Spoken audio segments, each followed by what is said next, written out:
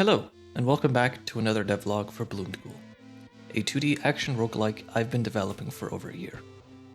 It's been a long while since the last devlog, and that's mostly because I got a new job, and I've been focusing on developing the game enough to make it to this coming Steam Next Fest, which I am happy to say I did make it.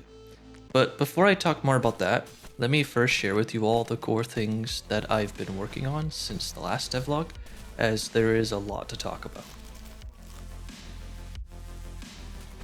I had a few playtests with friends and realized that the game was in a much worse state than I expected.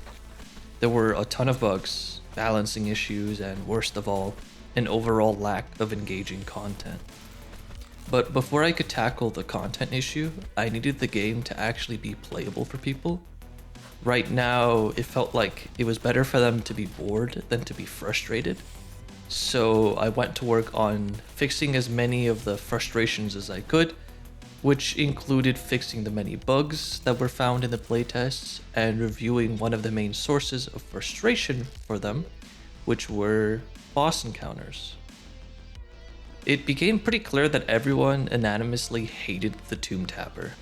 This one guy in particular was just too tough and unfair, so I completely reworked him.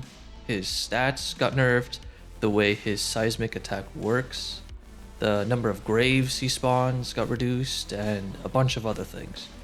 With the latest playtest, I finally had some players saying that he was actually beatable, so mission accomplished, for now at least. There was also, funny enough, the complete opposite problem for bosses, where if a player had a ranged active ability, every boss posed no issue at all, as players could just run away and attack from afar. I'm fine if this is the case for maybe like one boss, but not all of them. So for starters, I made the Tomb Tapper's seismic attack increase in speed and size over time, and when I was designing the third boss for the game, I wanted it to be a ranged-oriented boss. Cue the Spectator. This big old ball of ugly will teleport around the room, periodically shooting out 4 projectiles at you. If you want to win, for the most part, you will need to approach it. And to further this, when it gets bloodied, that is when it gets to half health, its projectiles become able to destroy obstacles around the room. In every playtest since it's been added, the Spectator was undeniably the fan favorite, so good job, me. Some other things I revised was how you interact with graftings and upgrades. A key talking point from the playtest was how players felt like when it came to upgrades, they were kinda gambling on what they were getting. They didn't know what any upgrade did, and in some cases, based on the upgrade, actually felt like they got somewhat hindered, like in the case of the Lushly Flesh upgrade. I still like the idea of feeling like you're discovering what each upgrade does though, so I came up with this. Now, when you collide with an upgrade, it tells you if you've discovered it or not, and if you have, tells you what it is and what it does. These discoveries will carry over with every life, so even if it's a clean reset, you will still have these discoveries saved. Right now for the demo, that save system isn't fully implemented, but it will be in the coming future. As for upgrades like the Lushly Flesh, which debuff you in some way, I've had their drop rates restricted to things like the Sacrifice Altar's drop table. Players also mentioned that they really liked the grafting system, but in short, wished it was a lot more fleshed out. Initially, I had a bunch of ideas for the system in the backlog, as I was worried about scope creep and prioritizing a lesser feature, but with every playtest reaffirming me that grafting should be prioritized, I decided to do exactly that. The grafting menu now clearly shows what each selected appendage does. I allowed players to take off their legs. You're welcome for those of you who said that. There's now a debuff in place for missing arms, legs, or eyes, and there are now a lot more grafting options in the game, which are not all tied to completing quests. I also have a start to an appearance changing system, similar to how in games like The Binding of Isaac, where your character's appearance changes based on the upgrades you get. I have it so that based on your equipped skin, your ghoulish appearance will change. It's a bit simple right now, I know, but I do aim to expand on this feature for the future. Now to talk about the two most major changes of the game. Initially, there were 8 stats in the game. After reviewing all of the playtests, I decided to ultimately scrap the willpower stat and rename intellect to a more thematic animus. Willpower previously increased your max pith, but that was all it did. And considering that there were 7 other stats to worry about, and endurance already increasing the rate that you regenerate pith, it felt a little awkward to keep willpower, so I simply got rid of it. The other major change was how active abilities worked. Previously I had each one expend pith to use, with most being on a short cooldown. Considering that players expend pith to dash as well as use actives, most players felt like and commented that they were, quote, moving too slow, unable to move, or unable to use actives, which overall was just not fun.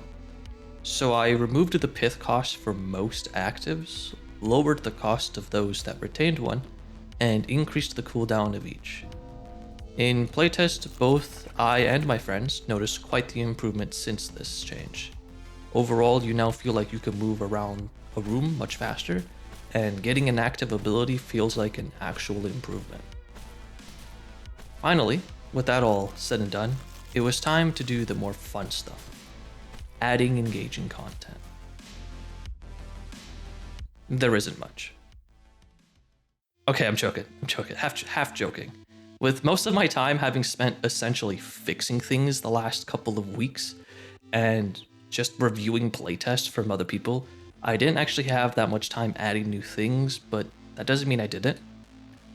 For upgrades, I added 2 actives, the Caltrops, which is a stationary trap you can place on the ground, which damages enemies when they step on it, take that Shield Demon, and the Crook Claw, which is a boomerang that can bounce off enemies and return to you, that if you catch, drastically reduces the cooldown to use it again. I also added 6 new passives, one of which is Wisps, which is a respawnable projectile that circles around you, of which you can stack to have more than one. NPCs also got some updates.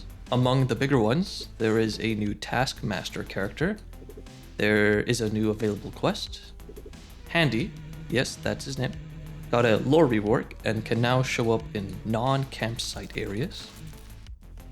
There is a grimoire in the campsite that can explain some game mechanics that might not be immediately known about, and some NPCs got a light visual touch-up, like giving the mayor a hat, as was suggested in the comments of the previous devlog. Oh, and I also added a bunch of new audio in the game, from sound effects to background music, and updated some small older sprites much in need of attention, like the holes. That all goes without say, but again, a lot of work has been done the last month or so. I've been working non-stop and am feeling a bit more confident in the game, though I still think there are a lot of improvements to be made and a lot of things to be added. I mentioned it lightly at the start of the video, but thankfully, I did end up finishing things in time for the Steam Next Fest, and as a result, the demo for Bloom Cool is available now on Steam. Go check it out and maybe wishlist the game while you're over there, if you want. I'm super excited and admittedly pretty damn anxious about finally letting everybody get their hands on the game, like publicly, even if it is a demo. I'm sure there will be bugs and maybe some harsh critique coming out of it, but I'll take it in stride and try to improve the game as a result. The playtest, at the very least, made me very aware of how important player feedback is. If you end up playing the demo and have a moment, please feel free to leave feedback either in the Steam discussions or in my Discord server. Link is in the description, but no pressure. And like always, if you want to follow the game's progress and support what I'm doing, remember to subscribe to the channel and leave a like on this video. Thank you so much for watching and for your support, and I will see you guys next time.